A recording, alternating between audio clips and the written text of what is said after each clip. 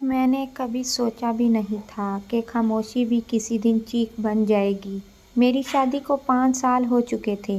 شوہر خیال رکھنے والا تھا اور میں اکثر بیمار رہنے لگی تھی۔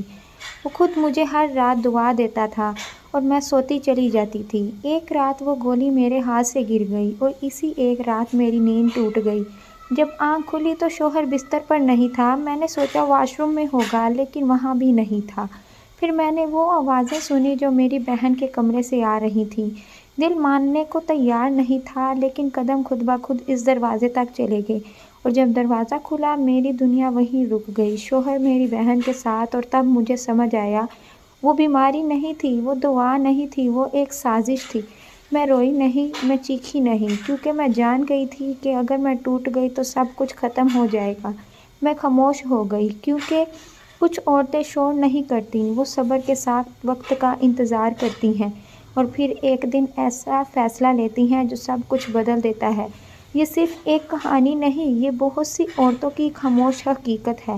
اگلی قسط میں وہ فیصلہ جس کے بعد واپسی ممکن نہیں۔ پوری ویڈیو دیکھنے کے لیے ہمارے چینل کو وزٹ کریں اور ہمارے چینل کو سبسکرائب کرنا حقیقی داستان کو نہ بھولیں۔ شکریہ۔